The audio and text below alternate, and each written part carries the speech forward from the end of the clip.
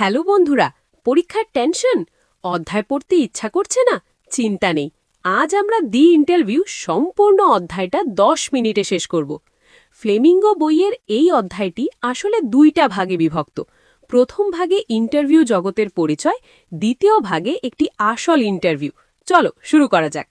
130 বছর আগে ইন্টারভিউ আবিষ্কার হয়েছে। আজকাল প্রায় সবাই তাদের জীবনে কোনো না কোনো ইন্টারভিউ পড়েছে, আর অন্যদিকে হাজার হাজার সেলিব্রিটির ইন্টারভিউ নেওয়া হয়েছে, অনেকের বারবার। তাই স্বাভাবিক যে ইন্টারভিউ নিয়ে মানুষের মতামত, এর কাজ, পদ্ধতি এবং গুণ খুবই ভিন্ন। কেউ কেউ এটিকে একটি শিল্প রূপ বলে দাবি করে, সত্য প্রকাশের মাধ্যম। আবার অন্যরা, বিশেষ করে যারা নিজেদের এর শিকার মনে করে, ইন্টারভিউকে তাদের জীবনের অবাঞ্ছিত অনুপ্রবেশ মনে করে, বা মনে করে এটি তাদের খর্ব করে। যেমন কিছু আদিম সংস্কৃতিতে বিশ্বাস করা হয় যে কারো ছবি তুললে তার আত্মা চুরি হয়ে যায়। ১. লুইস ক্যারল ইন্টারভিউয়ার থেকে ভয় পেতেন। তার ছবি তোলা বা ইন্টারভিউ নেওয়া তার আত্মা চুরির মতো মনে হতো। ২. রুডিয়ার্ড কিপলিং তিনি বলেছিলেন ইন্টারভিউ নেওয়া অনৈতিক, একটি অপরাধ। মজার বিষয় হলো তিনি নিজে মার্ক টুয়েলের ইন্টারভিউ নিয়েছিলেন। দ্বিমুখী আচরণ, তাই না? ৩. ভিএস নাইপল ও সল বেলো নোবেল বিজয়ী লেখক। বেলো একটি আইকনিক লাইন বলেছিলেন, ইন্টারভিউ এমন লাগে যেন আমার শ্বাসনালীতে কারো আঙুলের ছাপ। চিন্তা করুন, কারো গলায় আঙুল চেপে ধরা, খুবই দম বন্ধ করা অনুভূতি, তাই না? তাহলে কি ইন্টারভিউ খারাপ? না, মোটেও না। লেখক আমাদের বোঝাতে চান যে যতই সমালোচনা হোক না কেন, ইন্টারভিউ আজকের বিশ্বের একটি অত্যন্ত কার্যকর যোগাযোগ মাধ্যম। ডেনিস ব্রায়ান বলেছেন যে আজকাল আমরা আমাদের সমকালীনদের, সেলিব্রিটি, নেতা সম্পর্কে যে জীবন্ত ধারণা পাই তা বেশিরভাগই ইন্টারভিউয়ের মাধ্যমেই আসে। তাই ইন্টারভিউয়ারের ক্ষমতা ও প্রভাব আজ অভূতপূর্ব। উম্বের্তো একো আমি একজন অধ্যাপক, রবিবারে উপন্যাস লিখি। হোস্ট এবার অধ্যায়ের দ্বিতীয় অংশ, একটি রিয়েল ইন্টারভিউ উম্বের্তো একোর সাথে। তিনি কে?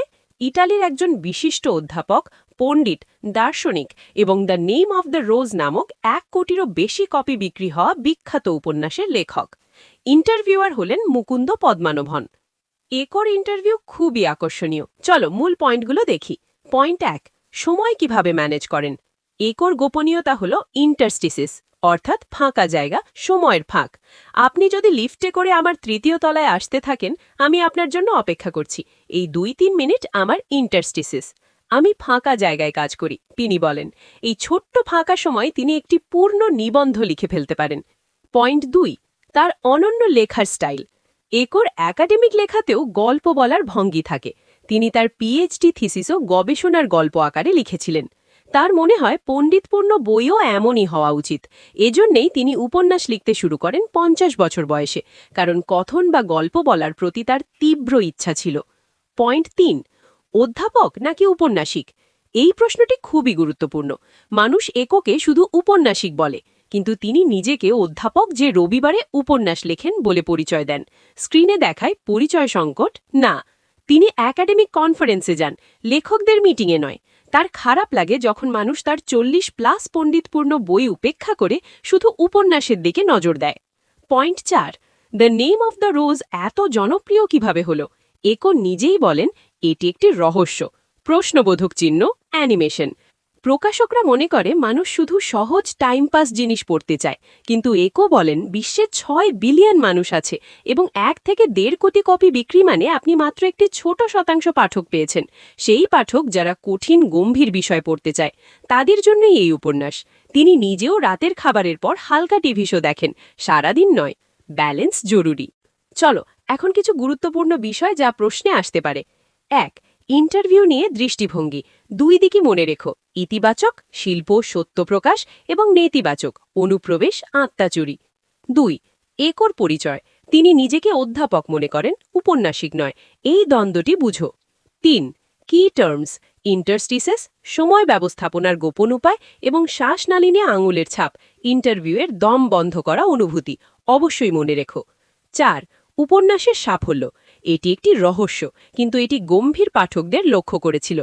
এবং শেষে খেয়াল করো ইন্টারভিউতে ডিসকোর্স লিঙ্কার্স কিভাবে কাজ করে, যেমন which brings me to my next question বা but let me tell you another story. এটি কথোপকথনকে মসৃণভাবে এগিয়ে নিয়ে যায়। তাহলে বন্ধুরা, বসলো দ্য ইন্টারভিউ অধ্যায় শেষ। দুটি দৃষ্টিভঙ্গি এবং উম্বের্তো একোর দর্শন বুঝে গেছো নিশ্চয়ই। চূড়ান্ত অনস্ক্রিন টেক্সট রিভিশন সম্পন্ন। আপনি প্রস্তুত। হোস্ট, ভিডিওটি ভালো লাগলে লাইক করো, শেয়ার করো বন্ধুদের সাথে, আর চ্যানেলটি সাবস্ক্রাইব করো। পরের ভিডিওতে দেখা হবে অন্য কোনো অধ্যায় নিয়ে। পড়াশোনা চালিয়ে যাও, এগিয়ে যাও।